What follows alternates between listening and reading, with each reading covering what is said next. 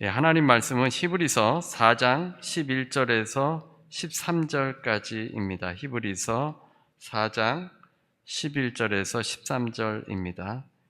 히브리서 4장 11절에서 13절입니다. 우리 같이 함께 히브리서 4장 11절에서 13절 같이 함께 우리 합독하겠습니다. 그러므로 우리가 저 안식에 들어가기를 힘쓸지니 이는 누구든지 저 순종하지 아니하는 본에 빠지지 않게 하려 함이라. 하나님의 말씀은 살아있고 활력이 있어 좌우의 날선 어떤 검보다도 예리하여 혼과 영과 및 관절과 골수를 찔러 쪼개기까지 하며 또 마음의 생각과 뜻을 판단하나니 지으신 것이 하나도 그 앞에 나타나지 않음이 없고 우리의 결산을 받으실 이의 눈앞에 만물이 벌거벗은 것 같이 드러나느니라. 아멘. 우리 같이 함께 기도 제목을 가지고 함께 기도하도록 하겠습니다. 우리 다 같이 통성으로 한 목소리로 기도하겠습니다. 오늘은 하나님의 말씀은 살아있고 라는 제목의 말씀으로 함께 은혜를 나누겠습니다. 지난 월요일 존 메가더 목사님께서 영원한 안식에 들어가셨습니다. 침례교 목사님이셔서 교리적으로는 좀 다른 의견이 있었지만 그분이 항상 성경의 권위와 순전한 복음에 대해서 증언하기 때문에 그 열정은 참 존경스럽습니다. 또 성경을 잘 가르치고 또 강해 설교의 대가로도 불리셨습니다. 존 메가더 목사님이 현대교회를 향한 예수님의 마지막 경고라는 책을 최근에 쓰시고 이제 돌아가셨는데 그 책에 이런 말이 있습니다. 그 어느 때에도 기독교 국가는 없었다. 오직 그리스도인들만이 존재했을 뿐이다. 참 너무 와닿는 말씀입니다. 이분은 우리가 국가의 기독교적인 가치들을 지켜내려고 노력은 해야겠지만 사회적인 운동이나 이 정치적인 영향력으로 세상의 영적 변화를 이끌어낼 수는 없다라고 했습니다. 그렇게 생각한다면 크게 잘못 생각하는 것이라고 했습니다. 우리 성도들은 법을 바꾸거나 교육제도를 바꾸는 일에 물론 관심을 가져야겠지만 무엇보다 복음을 증언하고 또 복음으로 내가 바뀌는 일에 더 열심이어야 합니다. 정부를 개혁하거나 법률을 고쳐서 하나님의 나라가 오는 것이 아니라는 겁니다. 도덕에도 한계가 있습니다. 사람들은 법이나 도덕으로 새로운 세상을 만들어가려고 하지만 인간이 꿈꾸는 세상은 오지 않습니다. 예수님께서는 가장 종교적인 바리새인들과 충돌하셨고 도덕적인 사람들이라 할 수 있는 제사장과 서기관, 학자들과 정면으로 맞서셨습니다. 그들에게 화 있을진저라고 하며 그들을 질책하셨습니다. 바울이 디모데에게 부패한 문화 속에서 문화를 변혁하라고 한 내용은 어디에도 없다고 했습니다. 오히려 상황은 더 안 좋아질 것이라고 했습니다.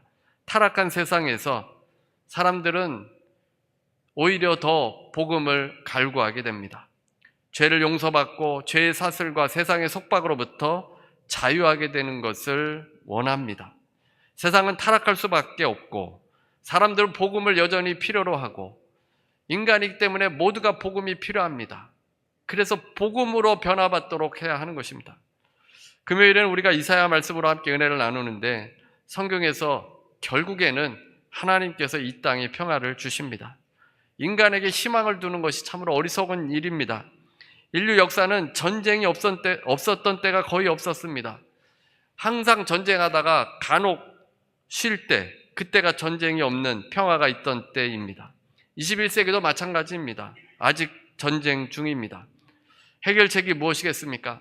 이사야 말씀에서는 열방이 시온으로 와서 하나님의 말씀을 배울 때 평화가 온다고 했습니다. 그래서 이사야 2장 3절에 보면 많은 백성이 이르기를 오라 우리가 여호와의 산에 오르며 야곱의 산에 이르자. 그가 그의 길을 우리에게 가르칠 것이라. 많은 백성은 하나님을 믿지 않는 나라들을 말합니다. 그 하나님을 믿지 않는 나라들을 열방이라 하지 않습니까? 그 열방이 하나님의 산, 시온산, 예루살렘 산에 오르며 하나님의 말씀을 배우고자 하는 것입니다. 그렇게 되면 어떻게 됩니까? 온 민족들이 다 하나님의 말씀을 배우면 어떻게 됩니까? 2장 4절에 보면 무리가 그들의 칼을 쳐서 보습을 만들고 그들의 창을 쳐서 낫을 만들며 이 나라와 저 나라가 다시는 칼을 들고 서로 치지 아니하며 다시는 전쟁을 연습하지 아니하리라. 어떻게 된다고 합니까? 전쟁에 사용할 무기로 이제 농사짓는 무기를 만드는 겁니다. 더 이상 남을 죽이는 그런 전쟁 무기를 만들지 않고 농사에 필요한 도구로 만들어서 다시는 전쟁 준비를 하지 않습니다. 전쟁 연습을 하지 않습니다. 어떻게 이렇게 놀라운 일들이 일어날 수 있겠습니까? 많은 나라들이, 열방들이 하나님의 말씀을 배울 때 평화가 온다는 것입니다. 말씀의 능력이 있어서 사람들을 변화시키도록 합니다. 우리가 다른 것으로 세계의 평화를 오게 하는 것이 아닙니다. 법과 제도를 강화한다고 평화가 오지 않습니다. 죄성을 가진 인간은 끊임없이 죄를 저지르고 말 것입니다. 이사야 9장에서도 하나님께서 하시는 일이 나옵니다. 북이스라엘이 아수르의 침략으로 고통을 당했습니다. 절망 가운데 있었던 이스라엘 백성들에게 예언자 이사야는 이제 빛이 비출 것이라고 했습니다. 추수하는 즐거움과 탈취하는 즐거움을 하나님 앞에서 맛볼 것이라고 했습니다. 그 당시에 즐거움 중에 가장 높은 즐거움은 이 추수의 즐거움과 전쟁에서 승리해서 그 전리품을 가져오는 기쁨이 가장 큰 기쁨이었는데 이제 하나님 앞에서 그 즐거움을 맛보게 해주시겠다고 했습니다. 그런데 사실 이 예언이 있었지만 이 북이스라엘은 아수르에 의해서 망하게 되었습니다. 그러면 이 예언은 무엇입니까? 이 예언은 궁극적으로 하나님께서 이 땅에 베풀어 주실 평화를 말하는 것입니다. 그 평화가 어떻게 이루어집니까? 이사야 9장 6절입니다. 이는 한 아기가 우리에게 낳고 한 아들을 우리에게 주신 바 되었는데 그의 어깨에는 정사를 메었고 그의 이름은 기묘자라 모사라 전능하신 하나님이라 영존하시는 아버지라 평강의 왕이라 할 것임이라.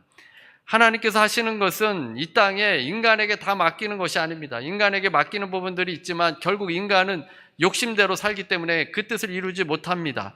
그래서 하나님께서 이 세상에 답을 주시기 위해서 한 아기, 그 예수 그리스도를 이 땅에 보내주신다는 겁니다.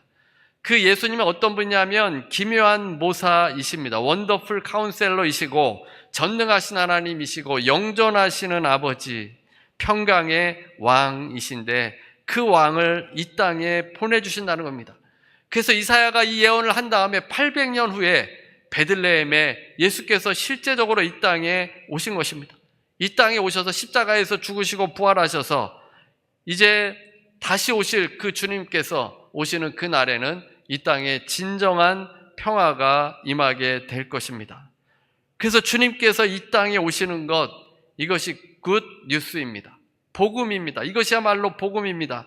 우리가 해결할 수 없는 문제, 하나님께서 예수님을 작정하시고 이 땅에 보내주셨다는 것입니다. 이것이 만군의 여호와의 열심입니다. 하나님이 열심을 내셔서 우리 모두를 구원해 주시기 위해서 하신 일이 많이 있겠지만 그 중에 가장 중요한 일이 예수님을 보내주신 것입니다.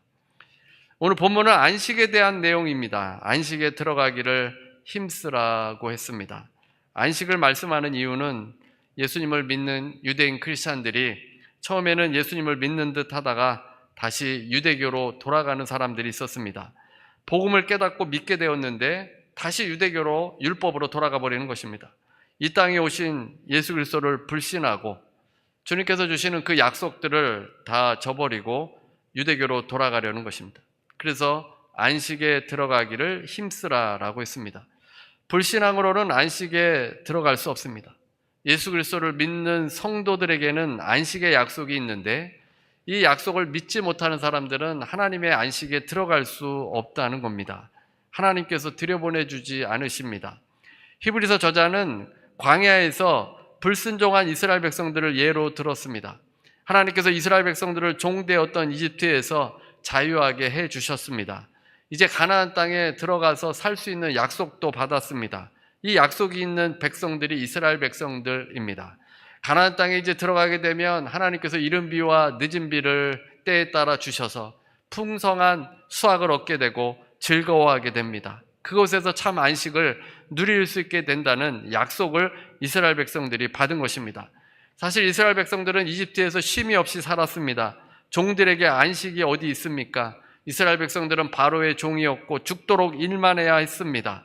이집트의 잡신들은 일만 시키는 신들이었습니다. 오늘날에도 일만 하다가 죽는 경우도 있습니다. 잠도 잘 못 자고 가정을 위해서 일만 하다가 과로로 쓰러져 죽기도 합니다. 종이 아닌데도 일만 하다가 죽습니다. 하나님께서 주의 백성들에게는 그렇게 일하지 않도록 해주셨습니다. 안식일을 만들어서 그 날에는 쉴 수 있도록 해주셨습니다. 세상이 자꾸만 일하도록 하는 것은 생존이 불안하도록 그 불안감을 심어주었기 때문입니다. 불안하기 때문에 매일 일하는 겁니다. 쉬지도 않고 일합니다. 하나님께서는 우리에게 이 땅에 먹을 것, 입을 것 주십니다. 그래서 주님을 믿고 주일에는 쉬라는 겁니다. 안식하라는 겁니다. 마음을 좀 내려놓아도 됩니다. 하나님께서 우리를 먹여 살리십니다. 그래서 안식일을 저항이라고 한 것은 이 세상은 불안하기 때문에 점점 더 일해야 하는데 하나님께서 쉬라고 했으니 우리가 이 세상에 저항해서 쉴 수 있어야 합니다. 쉼을 주신 하나님, 자유를 주시는 분이 바로 우리 하나님이십니다. 이스라엘 백성들에게 이 땅에서도 안식을 주시면서 이제 영원한 하나님의 품에 안기는 그 안식을 얻도록 이 세상에도 이 안식일을 제정해 주신 것입니다. 나중에 이 세상을 떠나면 하나님 품에서 영원히 안식하게 됩니다. 광야에서도 안식일을 지키도록 해주셨는데 만나는 매일 나가서 그 하루치 분량만 취해야 했습니다. 그러나 안식일을 지켜야 되기 때문에 안식일 전날에는 이틀치의 분량을 취하도록 했습니다. 광야는 하루하루 그곳에 있는 것 그 자체가 고난이고 힘이 듭니다. 하나님께서 구름 기둥으로 막아 주셨어도 광야의 열기는 어떻게 할 수 없습니다. 광야를 걷는 일은 이 볼티모어에서 아스팔트를 걷는 것보다 훨씬 더 어렵습니다. 그 더위에 광야에서 걸어가려고 하면 참 고통스럽고 어려운 일입니다. 근데 그 광야, 아무것도 얻을 수 없는 그 광야이고 풀 한 폭이 잘 나지 않는 곳이 광야인데 그곳에서 하나님께서 늘 이스라엘 백성들을 먹여주셨고 안식일에는 쉴 수 있도록 배려를 해주신 것입니다. 그리고 이제 곧 있으면 가나안 땅에 들어가서 풍성한 은혜를 경험할 수 있는 안식을 얻게 됩니다. 그런데 이스라엘 백성들은 그 약속을 불신했습니다. 이스라엘 백성들은 그 안식을 믿지 못했습니다. 그래서 1세대는 여호수아 갈렙만 제외하고 광야에서 죽고 말았습니다. 가나안의 안식에 들어가지 못한 것입니다.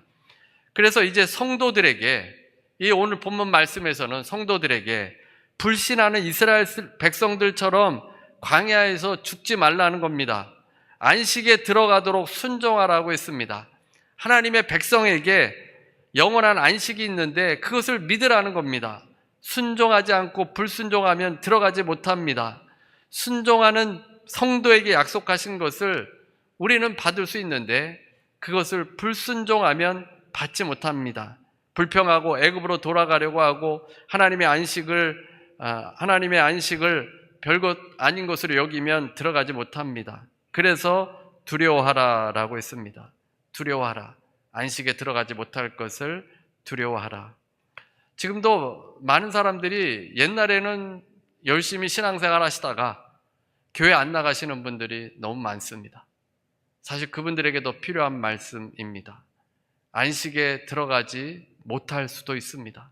교회 한두 번 안 나가다가 계속 안 나가고 그냥 주저앉아 버리다가 하나님 의심하고 예수님도 의심하게 되면 안식에 들어갈지 못하게 됩니다. 히브리서 4장 1절입니다.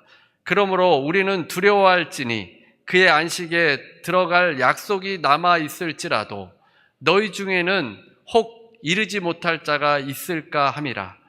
안식에 들어갈 수 있는 약속이 우리에게 있는데 혹 이르지 못할 자가 있을까 함이라. 이 안식을 믿지 못해서 들어가지 못한다는 겁니다. 이것을 두려워하라는 겁니다. 우리 교회 모든 성도님들은 안식에 들어가게 되기를 바랍니다. 불신하면 들어가지 못합니다. 여러분 앞에 약속이 있고 여러분 앞에 가나안 땅이 눈앞에 있어도 들어가지 못합니다. 믿어야 합니다. 이 약속이 있기 때문에 이 약속을 붙들어야 우리가 영원한 안식에 들어갈 수 있습니다. 오늘 본문에서는 11절에 힘쓰라고 했습니다. 안식에 들어가기를 힘쓰라는 겁니다. 힘쓰라는 것은 노력하다, 수고를 끼치다, 진지하게 하다라는 뜻입니다. 어떤 것에 몰두하는 것을 말합니다. 고전 헬라어 문헌에는 성심성의를 다하다, 다른 것을 모든 다른 것을 제쳐두고 그 안식에 들어가는 일에 몰두해야 한다는 것입니다. 여러분이 무엇에 몰두합니까? 세상에 너무 몰두하지 말고 하나님께서 주신 이 약속 붙들고 말씀 붙들고 순종하라라는 것입니다. 구원은 우리가 애쓴다고 되는 것은 아닙니다. 구원과 혼동해서는 안 됩니다. 우리가 할 수 있는 일이 아닙니다. 죄인이 어떻게 구원의 길을 만들 수 있겠습니까? 하나님께서 예수님을 보내주셔서 구원의 길을 열어주신 것입니다. 이제 그 구원에 들어왔는데 가만히 있는 것이 아니라 그 약속에 참여하기 위해서 수고하고 노력해야 합니다. 하나님께서 준비해 두신 안식에 들어가기 위해서 노력을 해야 되는데 무엇을 노력해야 합니까? 하나님 말씀을 믿고 순종해야 합니다. 이 노력을 해야 합니다. 이스라엘 백성들은 하나님의 약속의 말씀을 들어도 하나님 말씀을 들어도 순종하지 않고 거부했습니다. 불순종했고 믿지 않았습니다. 게으름과 방탕과 원망과 불평으로 광야에서 죽고 말았던 것입니다. 우리 인생의 끝에는 결산의 시간이 다가옵니다. 하나님의 말씀에 불순종한 것이 하나님 앞에 서게 될 때 다 드러나게 됩니다. 왜 이스라엘 백성들은 불순종한 것이겠습니까?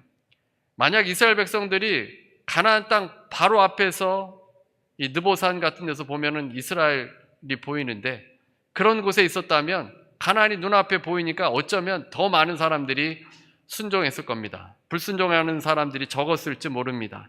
그러나 이스라엘 백성들이 있었던 곳, 그 광야에서는 풀 한 폭이 보이지 않고 가시떨기들만 있는 황량한 곳에서 가나안의 약속이 멀게만 느껴졌습니다.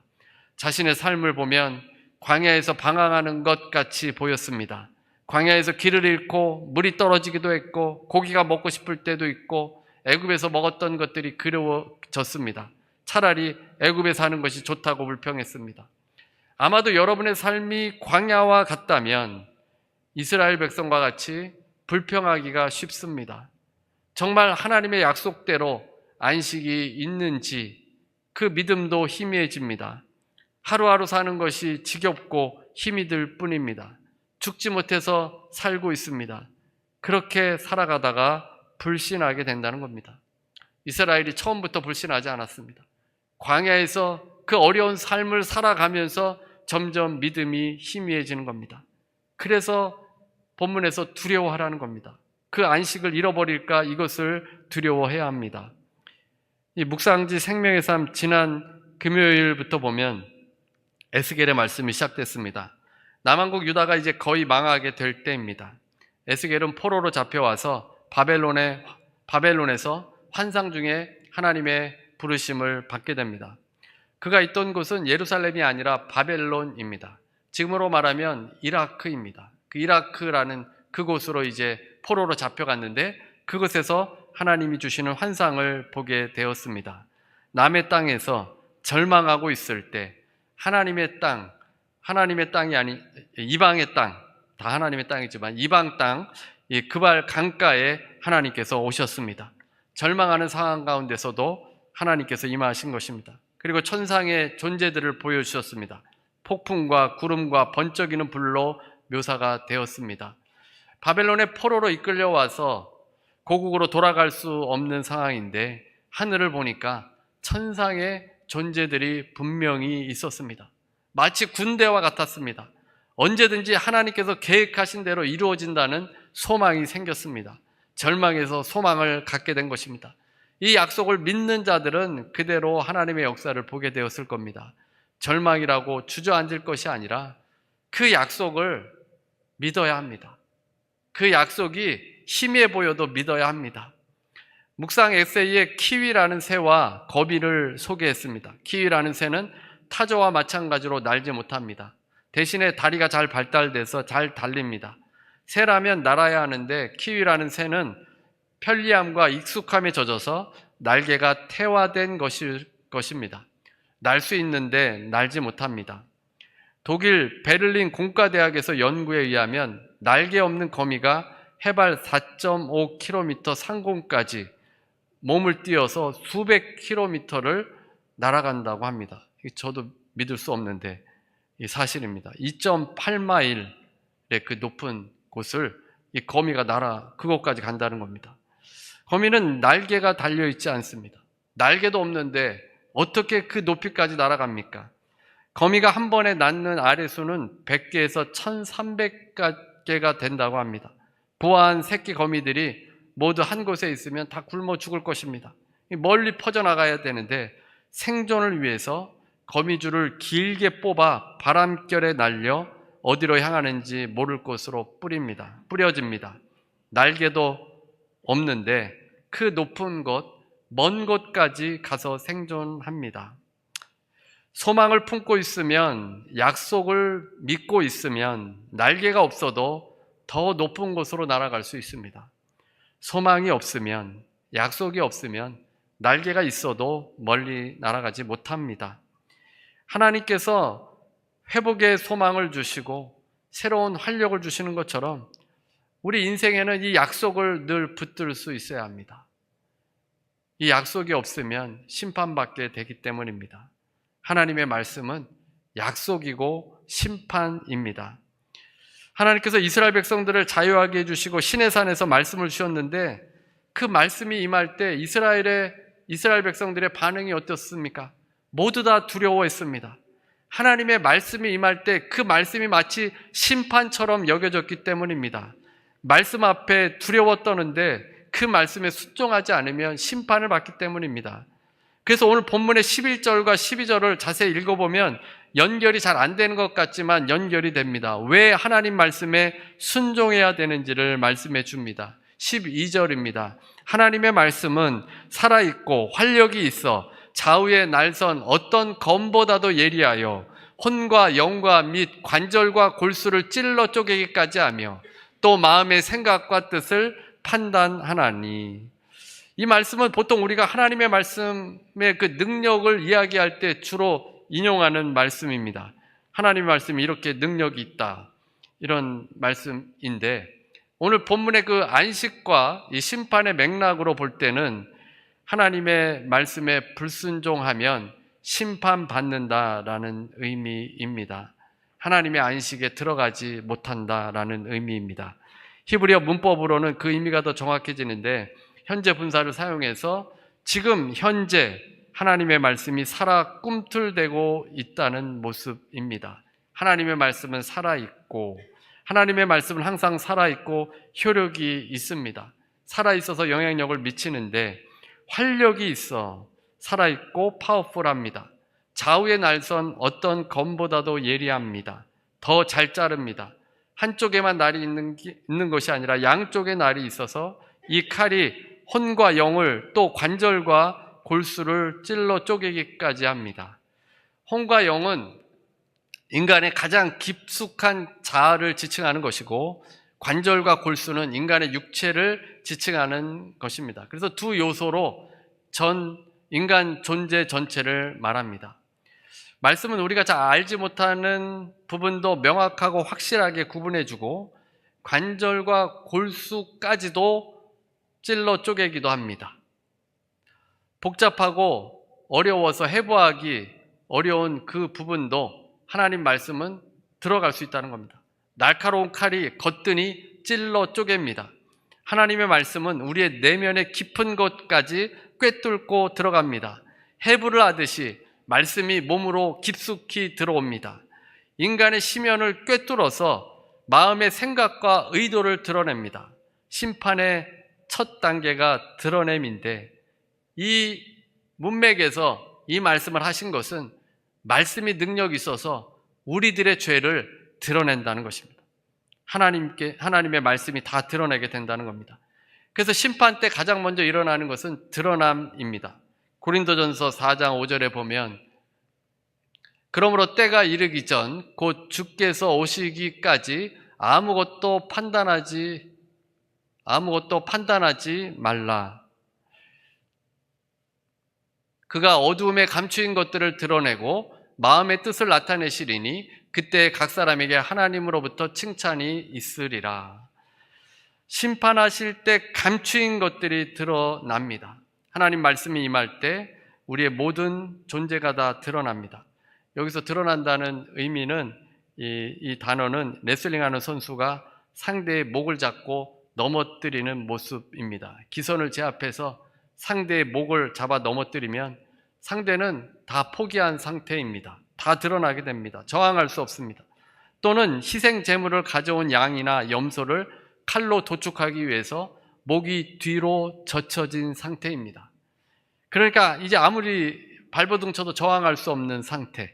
하나님의 말씀의 칼 앞에서 우리 인생은 다 무기력할 수밖에 없습니다.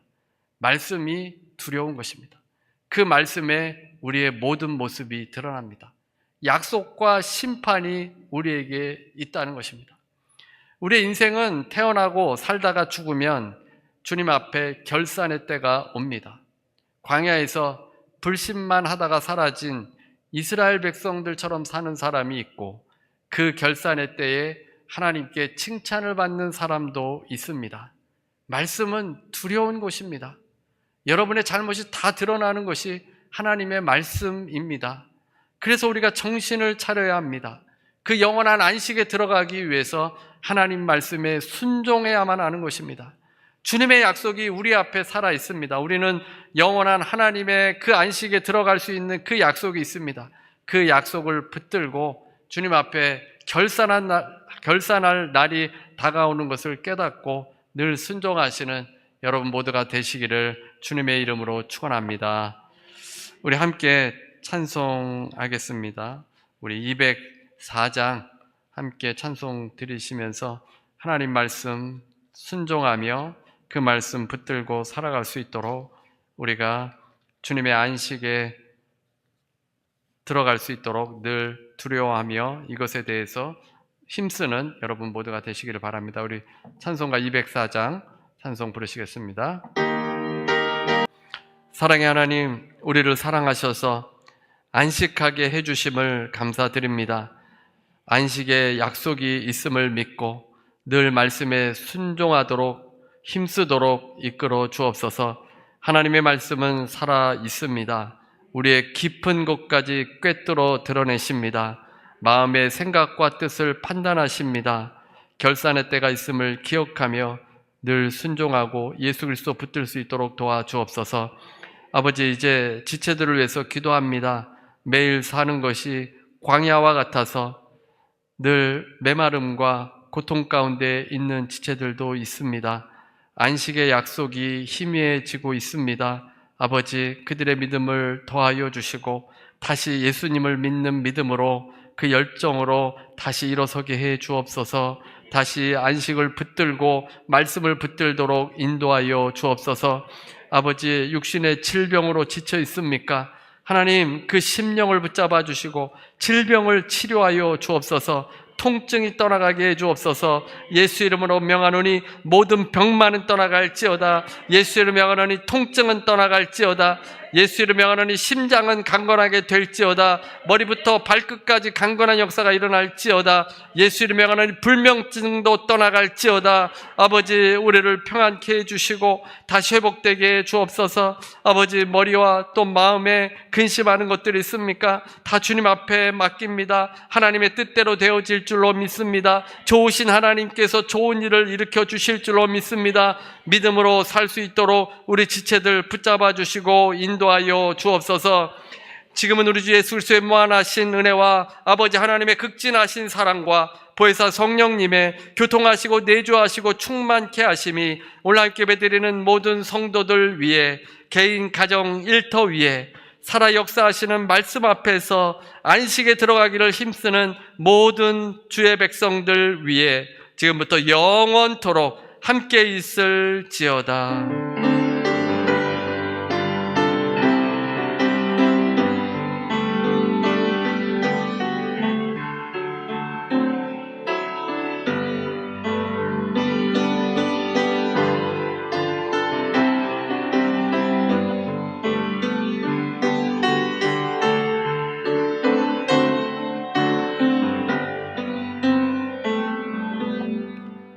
하나님께 감사의 박수 드리시겠습니다.